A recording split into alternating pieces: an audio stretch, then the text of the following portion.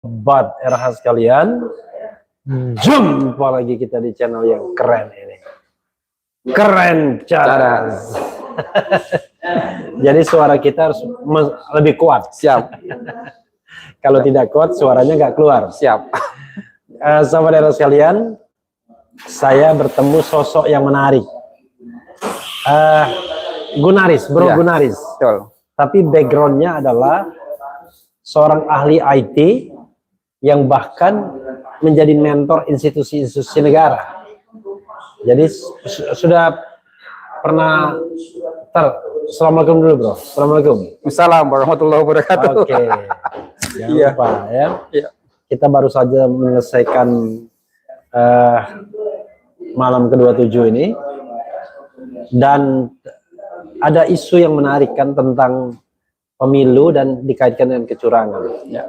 Ini mau nggak mau, tim Anies terutama sangat worry, sangat khawatir tentang kemungkinan dicurangi dalam penghitungan suara. Ya.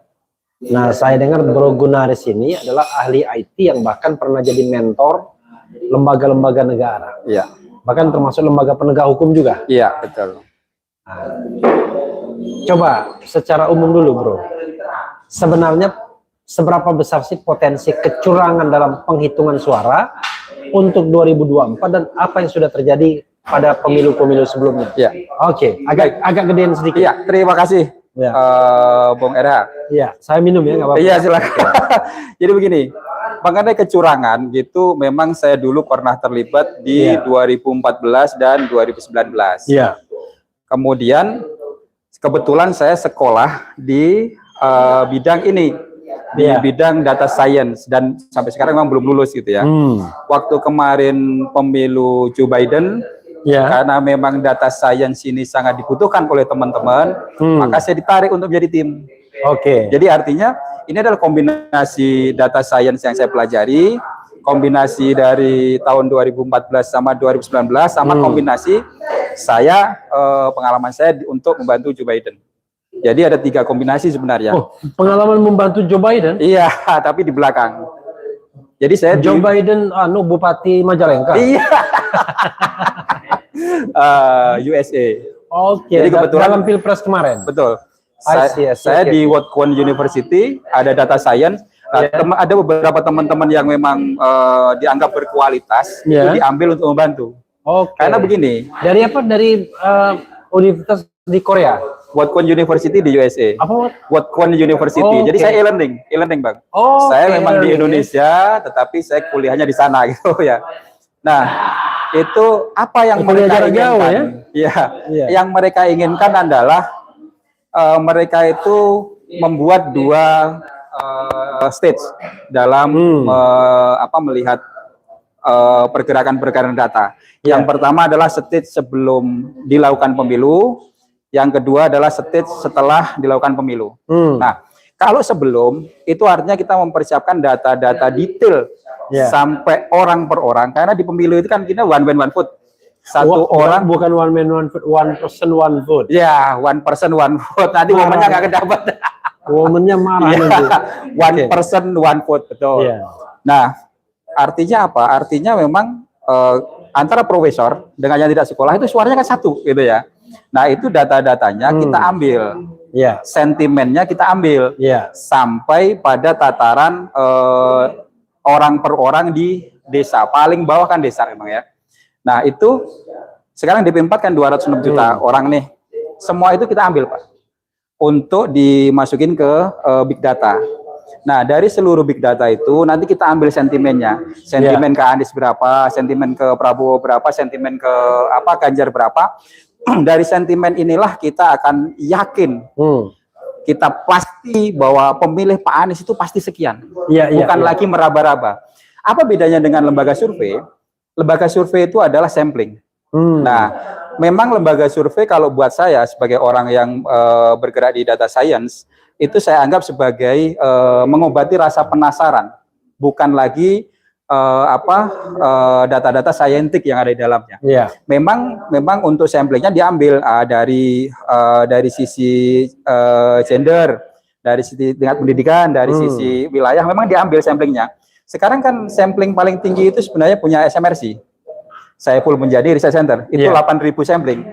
Tetapi Bang RH, 8.000 ini apa bisa mewakili dari 206 juta jiwa yang Iya. jadi DP4?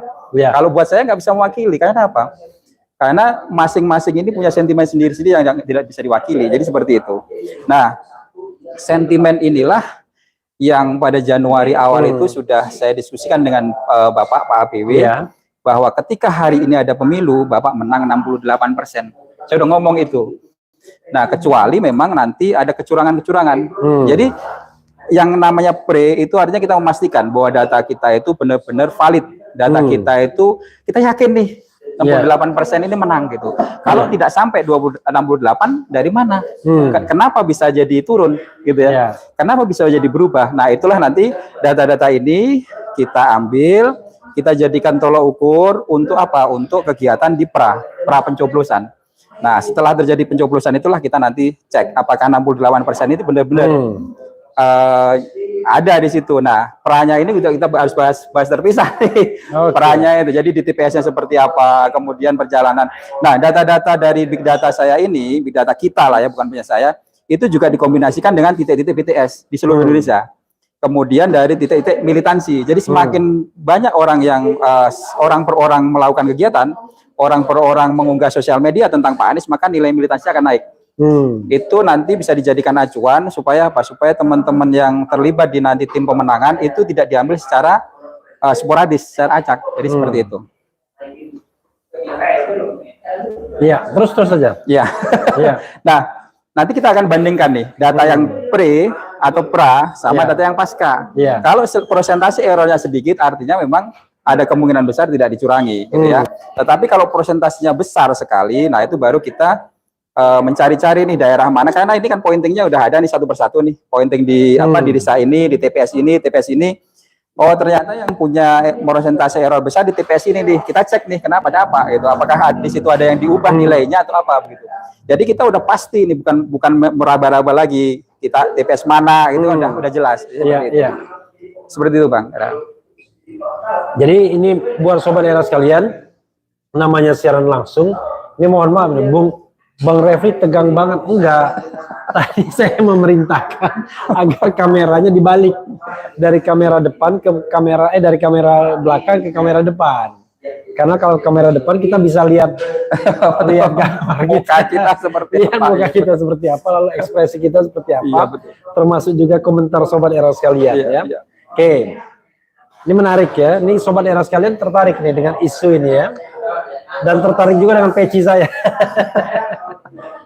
Jadi yang paling penting adalah gini, sekarang ini misalnya ya, tadi kan bicara mengenai sampling dan lain sebagainya. Ya udah, kita ngomong survei dulu dah. Iya.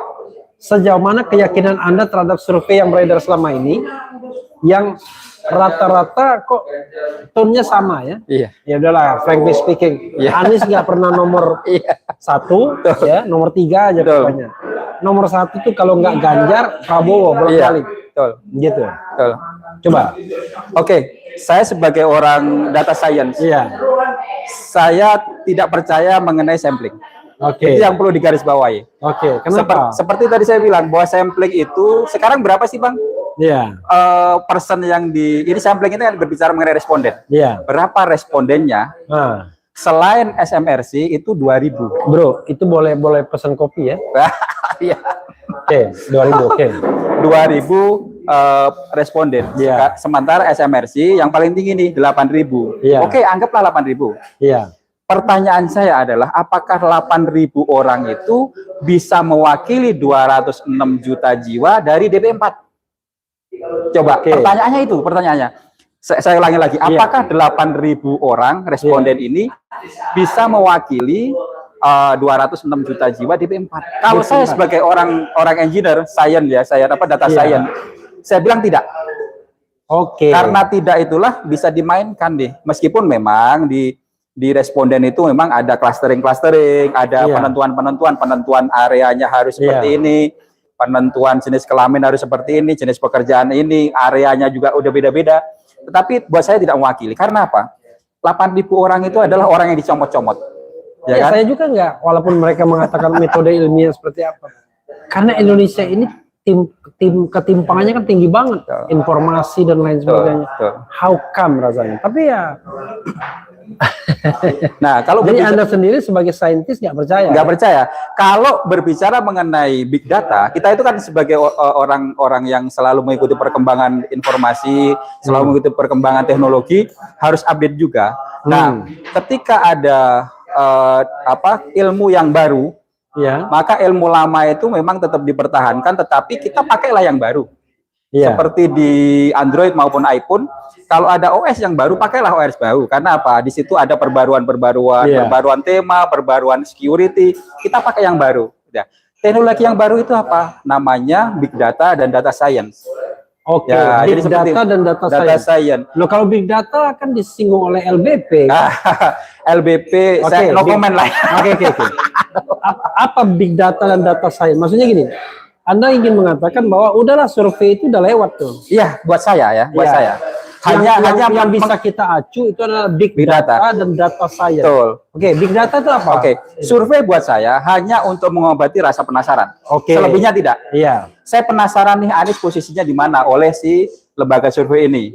Lembaga survei ini posisinya Anies di mana? Penasaran seperti itu. Iya. Big data itu, Bang. Big data itu adalah saya fokus di Indonesia ya. Iya. Saya ngambil penduduk Indonesia yang masuk DP4. Oke. Ya kan? Ada berapa? 206 juta jiwa. Oke. Itu satu persatu kita ambil datanya. Oke. Jadi tidak ada yang terlewat. Itulah yang namanya big data. Betul. Tidak ada yang terlewat. Karena apa? 206 juta jiwa inilah nanti yang mau mencoblos. Iya. Kita kan fokusnya di penduduk Indonesia dan Pilpres. Iya. Ya kan?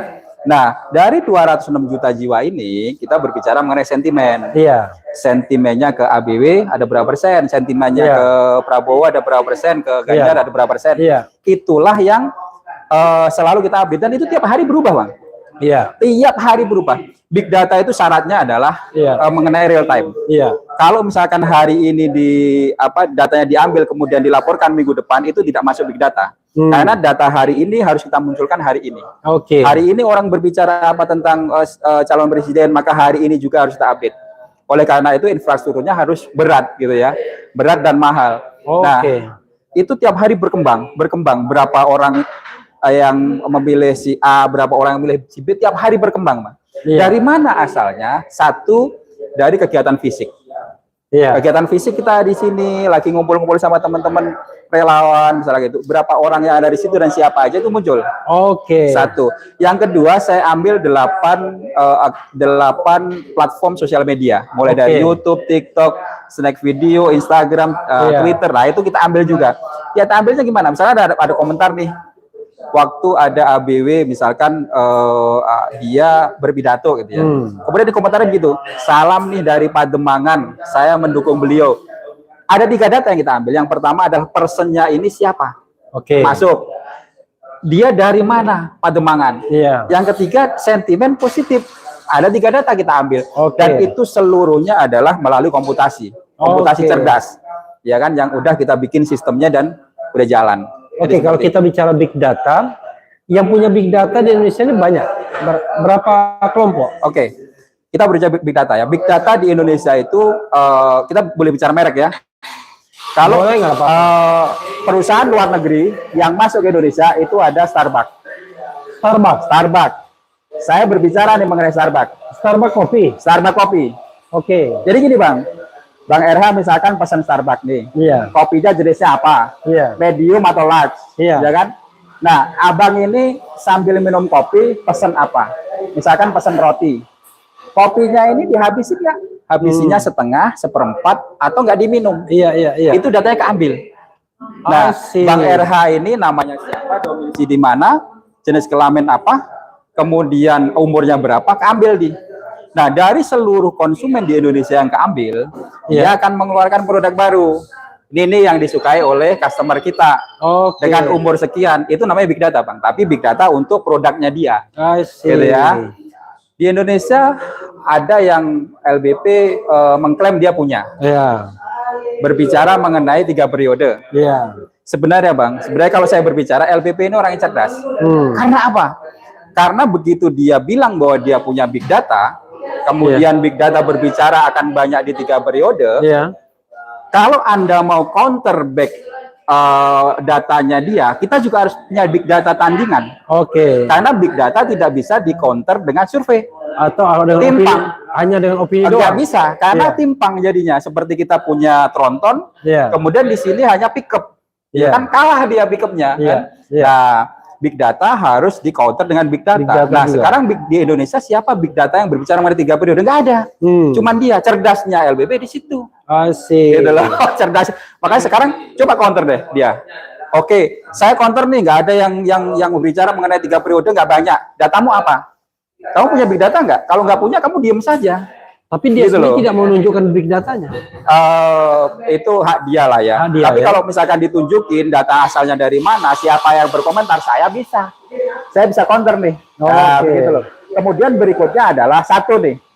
Tadi ada Starbucks, LBP. Starbucks, LBB, kemudian Tokopedia, Bukalapak, Shopee itu memang untuk produknya dia sendiri, Iya. ya kan? Misalkan saya sering berbelanja apa, nanti dia muncul. Netflix juga begitu, Bang. Netflix akunnya saya dengan akunnya Abang berbeda. Iya. Saya misalkan suka film Korea, Abang Iya. suka film-film yang lain, misalnya pencaksilat. Ketika ada film mengenai Korea yang baru, akan muncul di beranda saya, tidak muncul di tempat Abang. Oke. Nah, itu big data. Satu lagi yang sampai sekarang saya tahu ada Nasdem. Nasdem juga punya big data. Kemarin saya coba diskusi, ngobrol-ngobrol dengan teman-teman, katanya habisnya 600 miliar. Tapi memang data Nasdem. iya, tapi memang agak tersendat di mungkin operasional ya. Gini, sementara kalau Abang di desa-desa atau di wilayah-wilayah ada tim Nasdem menunjuk seseorang, kamu si A, kamu jadi calon dari DPRD atau DPR ya. Itu bukan sporadis, Bang. Itu berdasarkan dari penilaian big data. Makanya ditunjuk nih, ini loh yang berpeluang, maka ditunjuk. Nah, sementara mereka punya tool semahal itu, dan saya lihat valuasinya di atas 5 triliun, Nasdem aja menunjuk calon, kemudian juga menunjuk ABW. Jadi calon presiden, sementara Nasdem aja punya tool yang segitu mahal dan segitu canggih menunjuk ABW, kita yang nggak punya tool kenapa nggak ikut?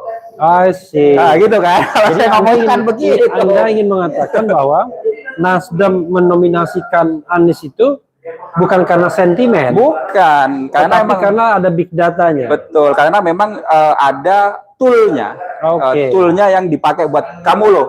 Itu sampai Anda pernah lihat di saya belum, ya? tapi ada teman yang pernah diskusi dengan saya, gitu ya. Kita juga besar nilainya, Bang, untuk invest ke sana itu besar. Gitu kan. Oke, 3 ya, LBP, Nasdem, Starbucks, Tokopedia tadi ya. Tokopedia, Bukalapak, Tokopedia, Bukalapak, Traveloka. Ya, Traveloka. ya marketplace pasti ada. Iya. Ya. Gojek gitu-gitu pasti Gojek ada, sama Grab ada. Tapi karena memang ini untuk bisnis yang mereka sendiri, biasanya tidak saya sebut. Tapi saya tunjukkan di Starbucks, saya tunjukkan di fungsinya fungsinya big data untuk apa. Gitu makanya loh. Mereka valuasinya tinggi karena ada big datanya. Betul. Sekarang gini, Bang. Sekarang kita bicara gini. Misalkan saya punya data, data saya 206 juta, anggaplah 200 juta gitu ya. Iya. Nah, di data-data kependudukan yang punya kan Dukcapil. Ada nomor rekening, nama orang, alamat, kemudian tanggal lahir, tempatnya segala macam, itu satu. Tetapi Dukcapil tidak terkoneksi dengan nomor handphone. Dukcapil nggak ada nomor handphone, gitu kan? Yang punya nomor handphone adalah operator. Nah, operator dan Dukcapil tidak punya akun sosial media. Jadi kita menggabungkan itu semua. Jadi saya nomor NIK saya berapa, alamat saya lengkap berapa, akun sosial media saya berapa, seperti apa. Kemudian sentimen saya apa saja, saya berkegiatan apa saja. Data itu satu, anggaplah kita jual 50.000, itu terlalu murah. 50.000 kali 200 juta, berarti 10 triliun valuasinya. Iya kan, itu mahalnya di situ. Nah, sekarang kalau kita misalnya bicara mengenai survei udah lewat lah ya. Iya. Ya, big data tadi satunya lagi apa? Ada Nasdem, ada scientific apa tadi? Data science dan big data. Iya, data science itu apa maksudnya? Jadi gini, big data selama ini orang berbicara mengenai big data, gitu ya. Nah, big data itu gabung dengan data science. Jadi big data itu hanya data-data yang dikumpulkan. Sementara data science itu adalah satu sistem atau satu engineer tersendiri yang berfungsi untuk memisah-misahkan data ini. ya kan? Data ini misalkan bug nih, datanya banyak sekali. Nah, data saya misalkan ini sentimen ke Pak Anies, ini umur sekian, ini pekerjaan ini, di lokasi ini, dia gabung ke nantinya mau nyoblosnya di TPS ini, itu semua di data science-nya. Jadi dia yang berpikir mengklasifikasi. Jadi data mentahnya itu big data. Big data. Kemudian data olahnya data science. Data science. Kenapa saya dua-duanya saya munculin Bang? Karena nanti saya khawatir ada yang komplain. Bang Gun, big data saya nggak akan bisa diolah, nggak akan bisa dimakan. Karena ini apa? Kalau dimakan nanti masih mentah. Tetapi sebenarnya di luar negeri, Bang, di luar negeri itu tidak senyinyir itu. Kalau kita udah berbicara mengenai big data, maka itu udah all in sebenarnya, ya kan? Big data cara ngambilnya sama munculnya seperti apa. Tapi ya sekali lagi lah Indonesia kan netizennya kadang-kadang agak berat, makanya saya munculin itu. Sama dengan seperti saya mau mandi, Bang. Kalau saya mau kemana Bang Gun? Mau mandi gitu. Tapi kan saya tidak munculin juga. Nanti saya lepas baju dulu, saya ngambil anduk dulu, saya nyiram sekali, nyiram kedua, kemudian andukan pakai baju, kan nggak diterangkan seperti itu. Itu udah all in gitu loh. Menarik ya. Jadi kemarin kan ada perdebatan tuh antara sokol pengamat yang pro Anies gitu. Dia berusaha menyangga survei-survei itu dengan menunjukkan percakapan di Google. Itu representatif bisa? Bisa, asalkan begini, asalkan kita mau kualitatif atau kuantitatif, gitu kan? Sekali lagi di survei itu, let's say itu kuantitatif kan, karena dia kan belum bicara sentimen, tapi dia bicara lalu lintas data. Betul. Bisa sebenarnya, bisa saja. Tapi tidak bisa dikategorikan sebagai big data karena sumbernya cuma satu. Gitu kan?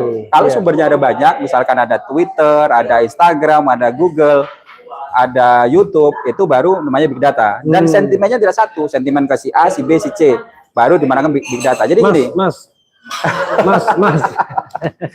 Enak ya kita sambil ini sambil pesan kopi. Kopi dong. Iya, boleh. Saya yang dingin. Sama ya? Apa yang dingin? Sama boleh. Sama ya. Satu lagi ya. Less sugar. 2 ya. Nah, ambil 1. Alhamdulillahirabbil alamin. Kapan lagi kita bisa live? Tapi sambil agak mundur sedikit, Bro. Kadang-kadang saya di protes sobat era sekalian. Tapi hidup ini ya kita harus bikin santai juga. Sambil dapat peci biru. Saya bisa dikasih nih, Bang. Ini sudah dikasih nih. Dikasih siapa? Ekip itu? Bukan. Dikasih Bang. Warna merah. Merah marun ya. Marun biru jadi merah. Bukan merah ini. Nah. Oke ya. Nyambung yang itu tadi, Bang. Yang Google tadi. Jadi begini, kalau kita bicara mengenai kuantitatif, maka harus di breakdown dulu nih siapa saja yang berbicara itu. Jangan-jangan cuma satu orang, gitu kan? Makanya kita breakdown dulu. Oh, ternyata ada 100.000 orang nih. Kalau 100.000 orang dengan ID yang berbeda, artinya orang yang berbeda, artinya ini kan sudah bisa sedikit mewakili dibandingkan 8.000, dibandingkan 2.000 begitu loh. Jadi kita kita hantam data. Tapi tidak bisa juga Tapi kan surveyor itu kan menyatakan bahwa mereka melakukan semacam metode ilmiah katanya, mewakili. Walaupun saya juga heran, apa iya sih bisa menangkap karakteristik penduduk hanya dengan 1.200, rata-rata kan samplingnya di 1.200. Ya, saya ada perbedaan yang cukup mencolok antara survei dengan big data. Survei itu, Bang, survei itu dilakukan dalam kurun waktu 3 bulan. Jadi kalau selama 3 bulan itu ada yang berubah sentimen, survei tidak berlaku.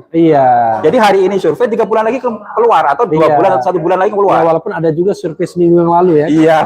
By phone dia kan. Tetapi kalau big data, misalkan ini calon presiden hari ini berkegiatan. Hari ini ada penambahan sentimen, sore udah dilihat. Sore udah ketahuan, itulah big data di situ. Gitu kan? Dan selama ini kita terjebak pada survei karena ya cuma sekedar untuk bahan omongan. Betul. Makanya di sini karena big data itu nggak pernah dipublikasikan soalnya rata-rata. Begini, saya kemarin diwawancara beberapa televisi dan media.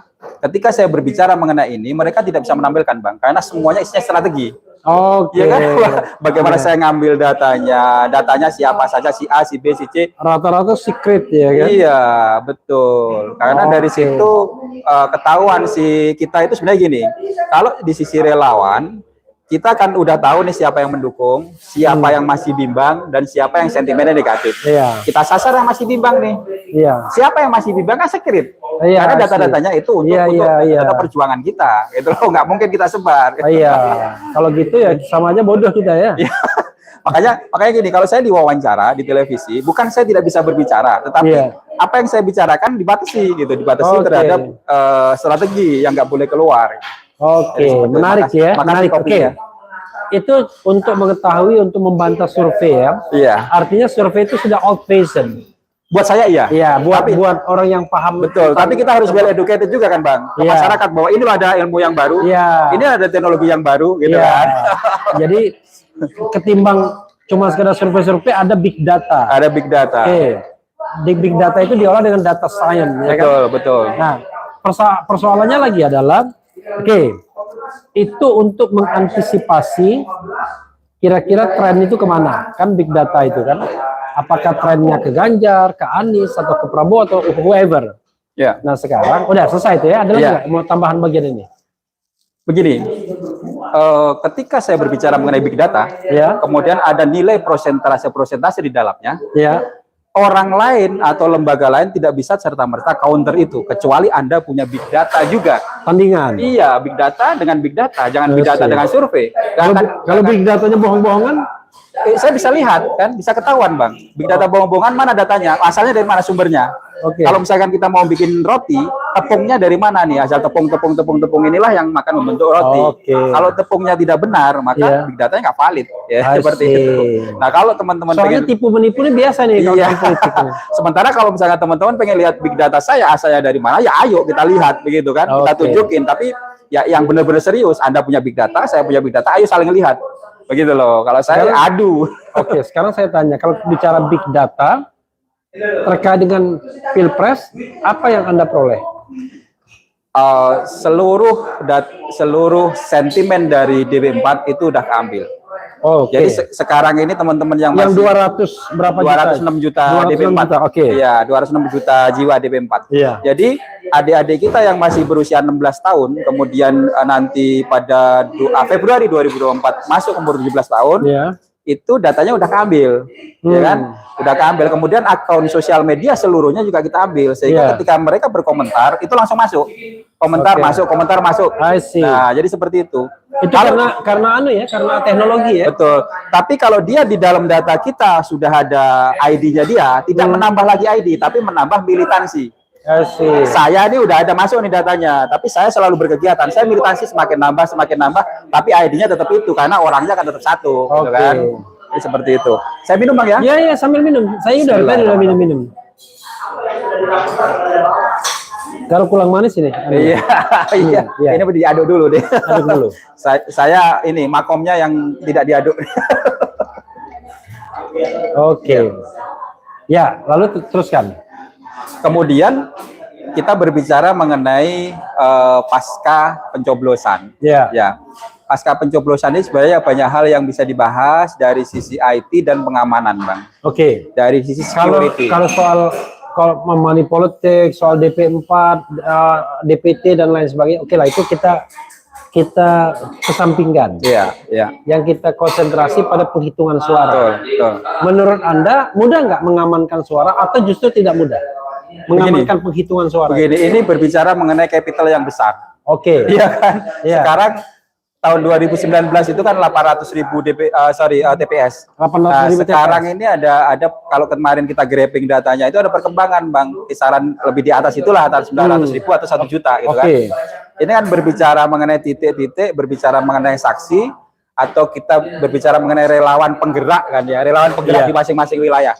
Nah, saya sebenarnya kemarin yang saya tanyakan waktu bertemu dengan Abang di Walking Drum itu, bisa nggak kalau misalkan evidence, Abang kan pakar hukum dia, evidence atau bukti itu berupa digital. Karena begini, karena menurut saya kalau dulu mungkin data-data di editing, kemudian data-data dimanipulasi itu tidak susah untuk ketahuan. Kalau sekarang kan ada metadata, EXIF dan lain sebagainya. Di mana saya digital forensik analis juga. Jadi misalkan ini ada foto yang dimodifikasi, saya tahu nih asalnya dari mana, ada 2 foto yang digabung. Nah, itu kan sebenarnya sudah bisa bisa diajukan lah evidence secara digital. Itu akan mempermudah kita mengkoordinasi teman-teman dari wilayah, dan kita bikin satu aplikasi super app istilahnya. Super app di teman-teman penggerak, relawan penggerak ini, supaya bisa menaikkan C1 di situ, Komisi 1 semua dinaikkan situ. Ketika evidence digital tidak berlaku di situ, maka kesulitan, Bang. Jadi begini, kalau kita bicara hukum acara di Mahkamah Konstitusi, hukum acara MK itu adalah hukum acara yang pertama kali mengadopsi data-data atau bukti-bukti elektronik. Oke. Cuma pertanyaannya adalah ketika kita bicara tentang penghitungan suara dengan katakanlah C1 yang berjumlah 1 juta, Iya, betul. pertanyaan kita diperiksa apa kagak itu barang, ya kan? Dan juga tidak ada klaim yang menguatkan, yang meyakinkan bahwa ada kesalahan penghitungan. Gimana kita mau membuktikan kalau klaimnya saja nggak ada? Nah, kalau besok klaimnya ada, ya barangkali yang data digital tadi menjadi penguat. Ya. Betul. Setidaknya begini, kalau menurut saya ada hal yang mempermudah di awal, inventarisir yang lebih awal dulu, sehingga kita sortirnya jelas nih. Oh, sortir ini ada di TPS ini, baru kita ambil yang C4 basahnya, gitu kan? Jadi pengennya seperti itu dari sisi TPS. Ada lagi dari sisi perjalanan dan perhitungan. Ya, perhitungan. Jadi kemarin saya lihat ada konten video di mana anak-anak muda yang membuat logging aplikasi pemilu ini di capture, Bang, di capture tiap detik diambilin datanya. Menurut saya itu agak sedikit kurang pas, gitu kan? Jadi begini, ini edukasi juga bahwa apa yang tertampil di websitenya KPU itu tidak lebih adalah bagian mukanya saja. Sementara perhitungan berbeda klaster dengan itu. Jadi kalau di sisi keamanan data dan keamanan jaringan itu ada namanya clustering. Jadi server yang nampilin angka-angka yang ada di website yang selama ini masyarakat Indonesia lihat itu berbeda server dengan perhitungan di clustering. Itu bagian dari keamanan jaringan. Makanya kalau misalkan ada teman-teman mau melihat itu, mau logging itu, saya rasa ditinggalkan aja dulu. Karena ini tidak relevan lagi. Kalau mau relevan, maka masuklah ke dalam perhitungan itu. Itu baru relevan di dalamnya. Karena kan kalau tidak salah, dulu kan ada KPU kan punya server data untuk penghitungan suara. Dan mereka ketika mereka menampilkan itu kelihatannya perhitungan yang bertahap manual. Betul. Sementara yang server khususnya itu nggak tahu masih jalan apa enggak itu. Nah, itu tidak terkoneksi dengan internet. Maksudnya tidak terkoneksi dengan server yang muncul. Iya. Kemarin saya ditanya di teman-teman dari TV itu ketika wawancara, Bang, kalau misalkan mau nge-hack websitenya KPU bagaimana? Kalau menurut saya hack saja. Nggak ada gunanya juga ya. Iya, karena itu bagian dari penetration test, pen test gitu ya. Nggak ada gunanya juga karena begitu di-hack, datanya ada di tempat lain yang bisa diperbarui lagi. Itu kan data manual, perhitungan manual aja. Perhitungan manual. Dan kita juga sampai akhir juga nggak dapat finalnya juga. Betul. Itulah kita harus edukasi ke teman-teman biar mereka tuh fokusnya ada di mana sih kalau misalkan mau mengamankan itu. Tapi gitu kan server KPU data itu kan tidak terpublikasikan. Itu menjadi data secret mereka. Betul. Data kontrol mereka. Betul. Sebenarnya ini kan di media yang umum ya. Kalau media khusus dan kita diskusi khusus, saya akan berbicara mengenai detail. Tapi kalau di sini nanti nggak enak. Detailnya seperti apa? Jadi bagaimana kita melihat? Tapi gini, kira-kira ya, yakin nggak Anda bahwa penghitungan suara ini bisa dikawal? Gini, kita nggak bicara yang menang siapa. Yang kita inginkan tuh pemilu jujur dan adil. Ini malam 27 Ramadan nih. Betul. Ya kan? Betul. Siapapun yang mencurangi pemilu menang secara curang biar dilaknat oleh Allah. Betul. Tapi kita ingin pemimpin yang menang secara fair. Betul sekali. Siapapun orangnya. Itu kan soal nasib. Betul. Tapi kalau curang, waduh, gimana bangsa ini mau diridhoi yang Maha Kuasa? Nah, karena itu kita ingin pemilu ini berlangsung secara jujur dan adil. Menurut Anda bisa nggak kita mengawal suara yang benar, mulai dari tingkat TPS sampai tingkat KPU nasional, bahwa pemilunya itu jujur dan adil? Ya, begini Bang, sisi penghitungan. kita berbicara mulai dari awal ya. Mulai dari awal. Raw material yang dipakai untuk DP4, itu kan berasal dari Dukcapil. Nah, sekarang personal atau lembaga atau apapun itu namanya yang bisa mengakses dan bisa mengontrol data-data Dukcapil mana? Dari awal dulu lah kita ngomongnya. Ya, data Dukcapil yang bisa mengakses ya KPU lah. Di luar pemerintahan. Nah, itu memang atasannya. Iya. Di luar pemerintahan kayak KPU. Tapi itu memang kalau saya rasa KPU dan lain sebagainya itu udah masuk di dalam, Bang. Kalau misalkan lembaga swasta atau lembaga dari luar negeri yang bisa mengakses itu dan bisa apa istilahnya bukan mengontrol ya, istilahnya adalah melihat bahwa ini jujur apa tidak data-data di dalamnya siapa coba? Nggak ada, Bang. Oke, Nggak ada. Dari situ aja dulu. Jadi kalau pemerintahnya sudah tidak jujur, KPU-nya nggak jujur, iya, ya susah. kalau dari situ aja kita kan udah bisa memberikan garis bawah baru mulai dari awalnya. Iya. Ya kan dari awalnya dulu, gitu kan. Kita nggak usah masuk ke perhitungan suara dan lain sebagainya, dari awalnya dulu. Berapa orang yang masuk ke Indonesia, berapa orang yang keluar dari Indonesia, berapa mortalitas, berapa kelahiran dan lain sebagainya, berapa yang udah masuk ke umur 17 tahun, itu kan bisa dihitung semuanya. Kalau misalkan ada lembaga yang memang sama-sama bukan mengontrol, tapi beriringan lah ya, sama-sama beriringan. Jadi tolong ya, kita apel kepada pemerintah, tolong ya bertindaklah netral, independen dan profesional. Betul, ya. Betul sekali. Jadi kita ingin pemilu yang jujur dan adil. Sebagai wasit, pemerintah menyediakan data yang sebenar-benarnya dan setransparan mungkin. Betul sekali. KPU juga begitu ya. Oke. Katakanlah hulunya udah bener nih. Iya. Ya, DP4-nya udah bener. Betul. Tapi kan itu tidak menjamin bahwa perhitungan suara tidak curang. Betul sekali. Oke, misalnya datanya benar semua. TPS-nya benar semua. Betul. Tapi begitu nanti penghitungan kan bisa saja ada, apalagi 2 calon. Betul. Kan 2 variabel tinggal berubah. Betul. Satu dinaikkan 10, satu diturunkan 10, kan datanya sama. Betul. Nah, itu gimana bisa mengontrol? Jadi memang ada lembaga yang memang di luar dari KPU, di luar dari Bawaslu yang membantu untuk mengontrol. Mungkin negara-negara luar yang bisa membantu di dalamnya. Begitu ya, sehingga apa ya? Sehingga modifikasi dan lain sebagainya, pemalsuan dan lain sebagainya agak sedikit ditekan dari itu. Jadi seperti itu, Bang. Seperti dulu sebenarnya waktu tahun 2009 sama 2014 sorry. Itu kan 2009, 2004, 2014 itu kan juga ada beberapa komponen yang masuk.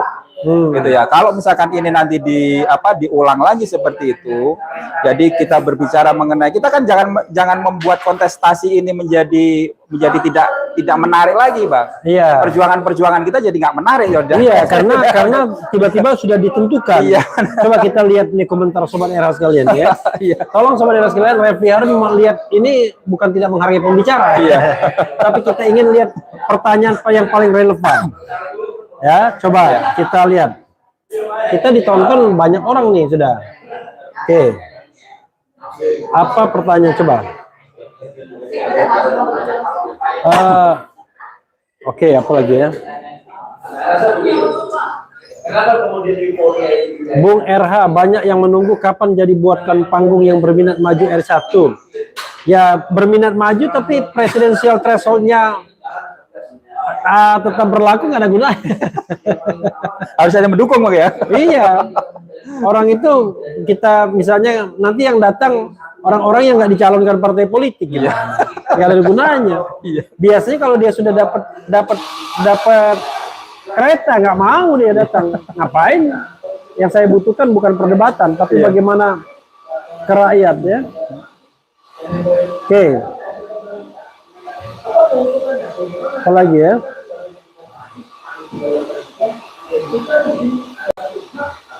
Ya, ini anu lah ya, ini saya kira susah kalau saya bacain satu-satu ya.